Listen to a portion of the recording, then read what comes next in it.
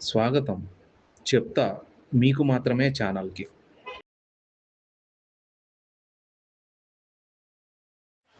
ప్రేమలో మోసం. OYO room నుంచి పోలీస్ స్టేషన్ వరకు ఏమైందో తెలుసుకుందాం. ఓయోకి తీసుకెళ్ళి ఎంజాయ్ చేసి పెళ్లి అనగానే బ్లాక్‌మెయిల్. ఓయోకి తీసుకెళ్ళి ఎంజాయ్ చేసి పెళ్లి అనగానే బ్లాక్‌మెయిల్.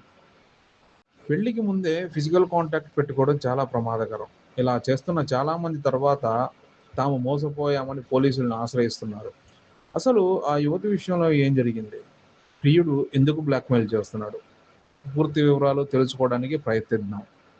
ఆంధ్రప్రదేశ్ బాపట్లకు చెందిన 26 ఏళ్ల యువతి బేగంపేటలో ఒక ఇన్సూరెన్స్ కంపెనీలో మేనేజర్‌గా పనిచేస్తోంది.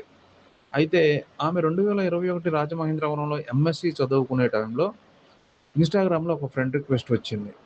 అది ఒక యువకుడి నుంచి వచ్చింది అని గమనించి యాక్సెప్ట్ చేసింది. అతను తుమ్మలగుంట విద్యాసాగర్. ఓ ప్రైవేట్ కంపెనీలో ఇంటీరియర్ డిజైనర్‌గా జాబ్ చేస్తున్నాడు. చాటింగ్‌ల తర్వాత మంచివాడేలాగే ఉన్నాడు అనుకుంటూ రిక్వెస్ట్ ఓకే చేసింది.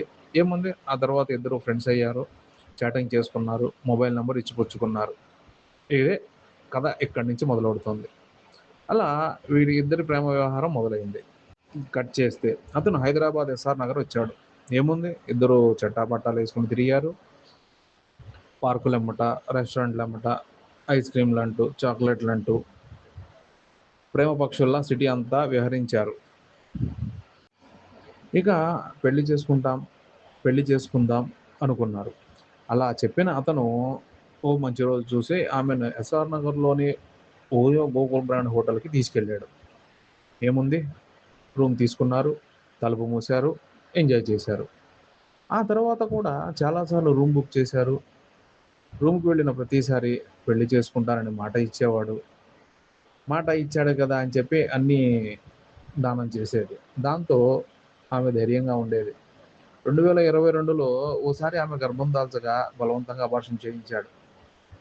ఆ తర్వాత కూడా ఫిజికల్ కాంటాక్ట్ కంటిన్యూ అయింది. ఎన్నాళ్ళిలా? ఓ రోజు గట్టిగా అడిగింది.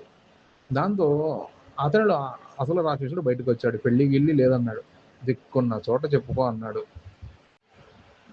ఇప్పుడు ఆ యువతి కన్నీటి సంద్రమైంది. ఒంటరిగా కుమిలిపోయింది. మళ్ళీ మళ్ళీ ఇదే విషయమై బతిమిలాడింది. అయినా అతను మారలేదు. దాంతో అతని తల్లిదండ్రుల్ని కలిసి విషయం అంతా చెప్పింది. వాళ్ళు కూడా అదే టైపు కాబట్టి పెళ్లి లేదు, గిల్లి లేదు అని ఈవిడ మాటని కొట్టిపారేశారు. ఆమె ఫోన్ నంబర్, సోషల్ మీడియా అకౌంట్‌లను బ్లాక్ చేశాడు. మరోసారి పెళ్లి అన్నావంటే నీ నగ్న ఫోటోలను సోషల్ మీడియాలో పెడతా అని బెదిరించాడు. దాంతో ఆ యువతికి ఆశలన్నీ ఆవిరయ్యాయి. ఎలాగోలా పెళ్లికి ఒప్పించాలి అనుకున్న ఆమెకు తీవ్ర నిరాశే ఎదురవ్వడమే కాదు, ఇప్పుడు ఈ బ్లాక్‌మెయిల్ తంతు పెద్ద తలనొప్పిలా మారింది. ఆమె ఇలాంటి వాడితో తాడో పేడో తేల్చుకోవాల్సిందే అనుకుంది. అనుకున్న తరువాయి ఎస్ఆర్ నగర్ పోలీస్ స్టేషన్‌కి వెళ్లి కంప్లెయింట్ ఇచ్చింది. తాను ఒంటరిగా ఉన్నప్పుడు తీసిన నగ్న ఫోటోలను సోషల్ మీడియాలో పెడతానని, బెదిరిస్తున్నాడనని కంప్లెయింట్‌లో రాయడం జరిగింది. పోలీసులు అతని address, phone number, social media అకౌంట్లు ఇతరత్రా అన్ని వివరాలు తెలుసుకొని కేసు దర్యాప్తు చేసి త్వరలోనే అతన్ని అదుపులోకి తీసుకొని ప్రశ్నిస్తామని హామీ ఇవ్వడం జరిగింది. ఇలా ఇతనే కాదు చాలామంది ఇలాగే చేస్తున్నారు. పెళ్ళికి ముందే ఏకాంతంగా గడిపి ఆ తర్వాత పెళ్ళికి నో చెబుతున్నారు. పాపం వాళ్ళు పెళ్ళికి నో చెప్తారో లేదో అని తెలుసుకోకుండా వీళ్ళు ఓయోలకి వెళ్ళడం ఎంతవరకు కరెక్టు? దీంతో చాలామంది యువతులు మోసపోయామంటూ పోలీసుల్ని ఆశ్రయిస్తున్నారు. నమ్మటం ఎందుకు? ఓయోలకి వెళ్ళడం ఎందుకు? మోసపోవటం ఎందుకు?